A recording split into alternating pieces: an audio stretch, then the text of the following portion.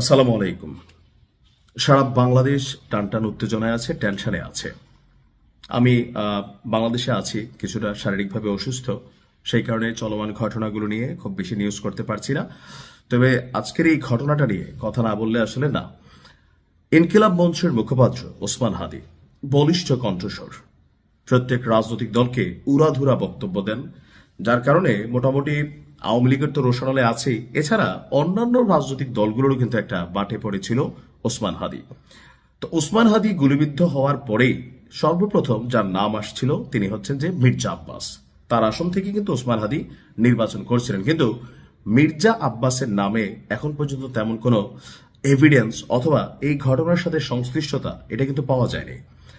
তো এই ঘটনার পর বিভিন্ন সিসিটিভি ফুটেজ এবং তথ্য উপাত্ত গোয়েন্দা তথ্য সবকিছু যাচাই বাছাই করার পর সন্দেহভাজন হিসাবে আপনার আসামি হিসাবে যাকে শনাক্ত করা হয়েছে ফয়সাল করিম মাসুদ ওরফে দাউদ খান।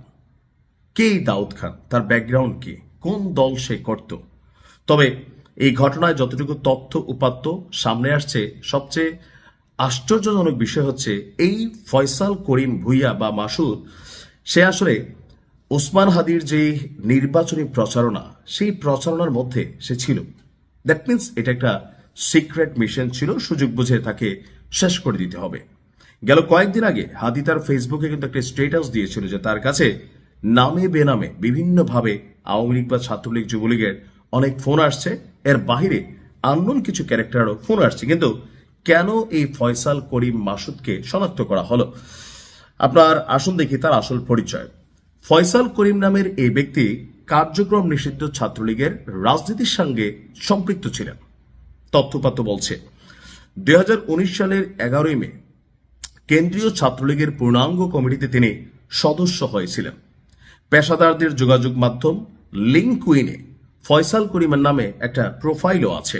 এই অ্যাকাউন্টটি যে ফয়সালেরই তা ঢাকা মহানগর উত্তর ছাত্রলীগের সাবেক এক নেতা নিশ্চিত করেছেন। লিঙ্কডইনে আপনার ফয়সাল নিজেকে অ্যাপল সফট আইটি, ওয়াইসিইউ টেকনোলজি এবং অ্যানালিস্ট ওয়ার্ড নামক 3টি প্রতিষ্ঠানের মালিক হিসেবে উল্লেখ করেছেন। 2018 সালের জাতীয় সংসদ নির্বাচনে আসন ভিত্তিক নির্বাচন পরিচালনা এবং সমন্বয় কমিটি করেছিল কেন্দ্রীয় ছাত্রলীগ। ঢাকা 12 আসনে আওয়ামী লীগের প্রার্থী ছিলেন সাবেক স্বরাষ্ট্রমন্ত্রী আসাদুজ্জামান খান। এই আসনের সমন্বয় কমিটির অন্যতম সদস্য ছিল এই ফয়সাল করিম। জুলাই গণঅভ্যুত্থানের পর গত বছরের 28 অক্টোবর ঢাকার আদাবরের বাইতুল আমান হাউজিং সোসাইটি এলাকায় ব্রিটিশ কলাম্বিয়া স্কুলের 4র্থ তলায় অফিসে অস্ত্রের মুখে 17 লক্ষ টাকা লুটের ঘটনা ঘটেছিল। ওই মামলার প্রধান আসামি ছিলেন ফয়সাল। পরে তাকে গ্রেফতার করেছিল র্যাব। এই মামলায় গত 16 ফেব্রুয়ারি হাইকোর্ট থেকে জামিনে বের হয়েছিল ফয়সাল করিম। জামিনে থাকা অবস্থায় তার বিরুদ্ধে ওসমান হাদিকে গুলি করার অভিযোগ এসেছে। এটা এখন পর্যন্ত অভিযোগ।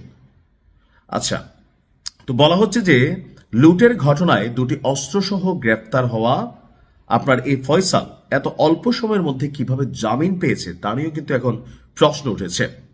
এরই মধ্যে ঢাকা মহানগর পুলিশ এবং এই সন্দেহভাজনের ব্যাপারে তথ্য দিতে সবাইকে অনুরোধ করেছেন। এছাড়া ওসমান হাদিকে গুলি করা ব্যক্তিকে ধরিয়ে দিতে পারলে 50 লক্ষ টাকা পুরস্কারের ঘোষণা দিয়েছেন আমাদের স্বরাষ্ট্র উপদেষ্টা, আমাদের যিনি আছেন জাহাঙ্গীর আলম চৌধুরী। তো 12ই ডিসেম্বর যে ঘটনা ঘটেছে, এই ঘটনাটা নিয়ে এখনো মিশ্র প্রতিক্রিয়া আছে।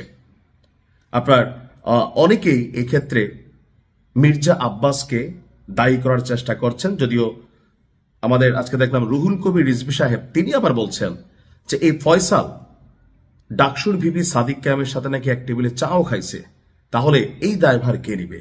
রাজনীতিতেই পাল্টাপাল্টি অবস্থান থাকবে।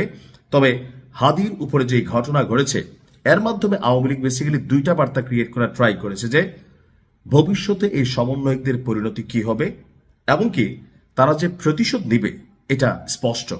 তবে সরকারের পক্ষ থেকে বা অন্যান্য রাজনৈতিক দলগুলোর পক্ষ থেকে একটা বার্তা আবার পাল্টা ক্রিয়েট করা হয়েছে, রাজনীতি নিয়ে বিভাজন থাকবে, ক্ষমতা নিয়ে থাকবে, কিন্তু যেখানে ছাত্রলীগ আওয়ামী লীগ যুবলীগের ইস্যু আছে সেইখানে তাদের অবস্থানটা আবার একত্রিত।